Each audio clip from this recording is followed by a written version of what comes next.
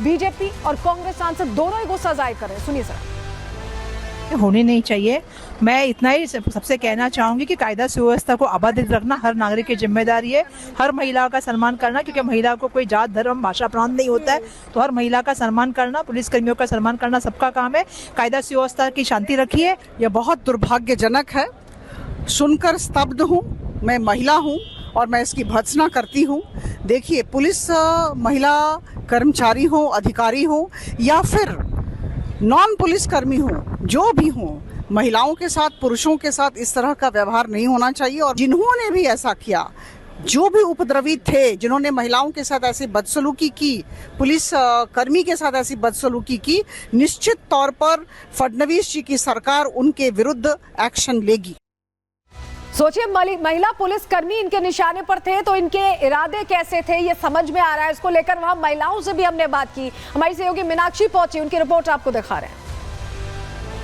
महिला पुलिसकर्मी के द्वारा ये लिखित में दिया गया है कि उनके साथ भी बदतमीजी की गई थी। हाँ, की गई है। एक्चुअली उनको भी बचाने वाले हमारी में से कोई थे। उनको पैर को लगा, उनको पूरा बैंडेज वगैरह करने में हमारी आगे लड़के उनको हेल्प कर रहे थे। अब मुझे बताइए, उनको ही हमको हेल्प करनी पड़ रही तो हमारी हेल्प कौन करेगा? आज अगर अभी कहीं से हो गया तो हम सेल्फ डिफेंस में तो हमको तो कुछ करना पड़ेगा ना।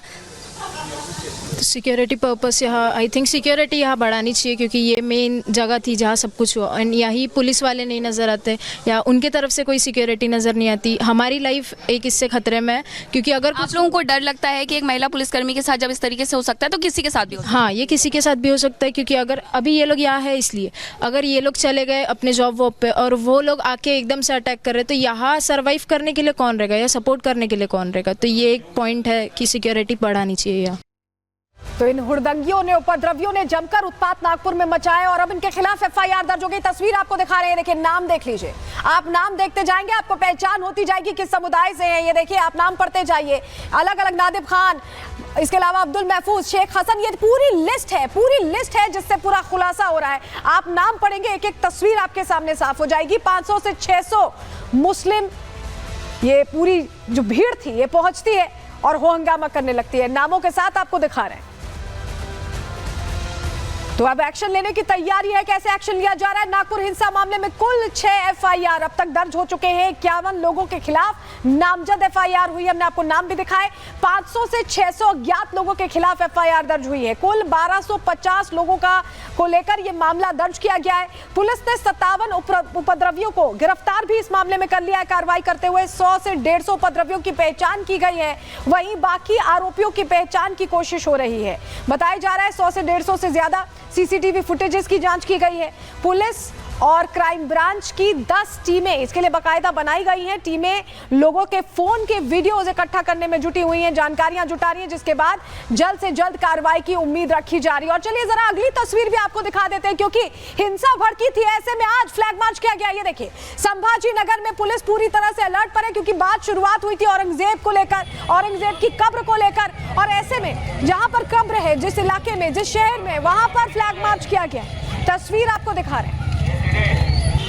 तो संवेदनशील इलाके में फ्लैग मार्च किया गया है। संभाजी नगर में पुलिस पूरी तरह से अलर्ट मोड में दिखाई दे रही है,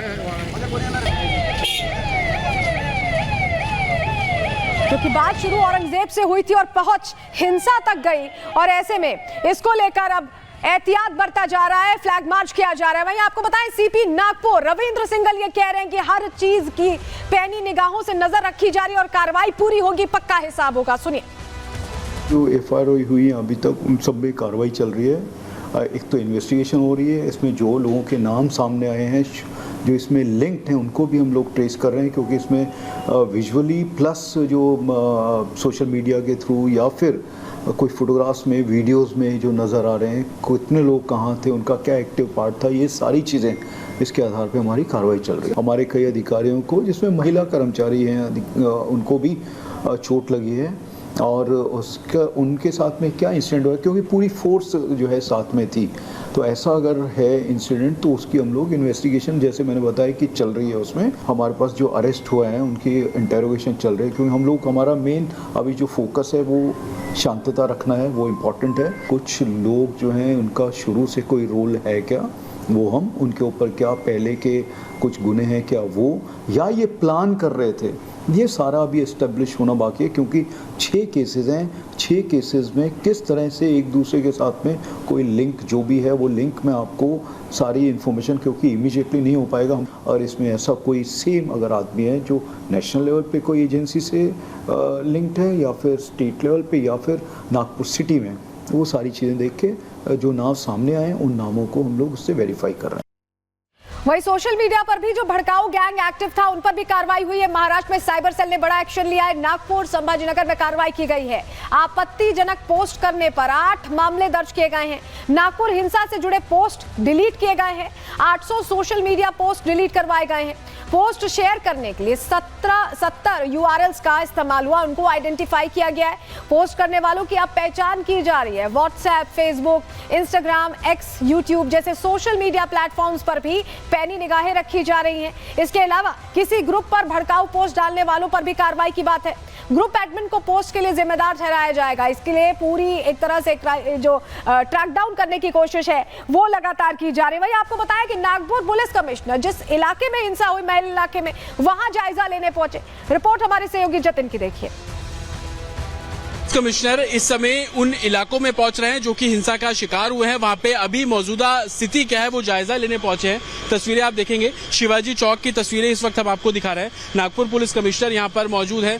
उस इलाकों से फुटमार्च करते हुए वो शिवाजी चौक पहुंचे हैं जिन जगहों पर हिंसा हुई। अगर मेरे विजय अभिषेक आपको ये तस्वीर दिखाए, आप देखिए शिवाजी की मूर्ति, प्रतिमा यहाँ पर लगी हुई है।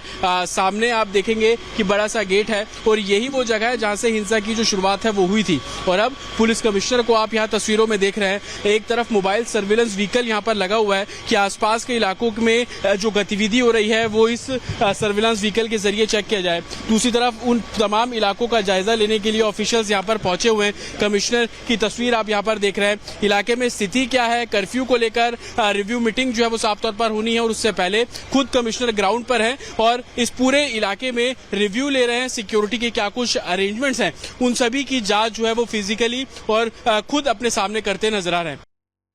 नागपुर हिंसा को लेकर लगातार खुलासे पर खुलासे हो रहे हैं। पहले मास्टरमाइंड पकड़ा गया, उसके बाद पता चला कि महिला पुलिस कर्मियों के साथ भी इन्होंने छेड़छाड़ की कोशिश की है और अब इस हिंसा का कश्मीर पैटर्न सामने आया। क्यों हम ऐसा कह रहे हैं, जरा आपको डिटेल में बताते हैं। दरअसल महाराष्ट्र विभाग के सूत्रों के मुताबिक यहां पर हिंसा के बाद हर अलग एंगल पर क्योंकि जांच हो रही है, ऐसे में महाराष्ट्र विभाग के सूत्र ये कह रहे हैं कि पथराव का पैटर्न कश्मीर जैसा ही है। 4 घंटे में लोगों को संदेश भेजकर बुलाया गया, आसपास के पत्थरों से हमला करना शुरू कर दिया गया, सुरक्षा में लगी पुलिस को भी निशाना बनाया गया है। इन समानताओं पर भी एजेंसी की कहीं ना कहीं नजर है और इन्हीं समानताओं ने चिंता बढ़ा भी दी है। हिंसा में पीएफआई कनेक्शन की भी जांच की जा रही है। महाराष्ट्र एटीएस भी हिंसा की जांच में जुट गई है, यानी हर एंगल से इस पूरे मामले की जांच की जा रही है कि आखिर इसका ये कश्मीर कनेक्शन कैसे सामने आया। वहीं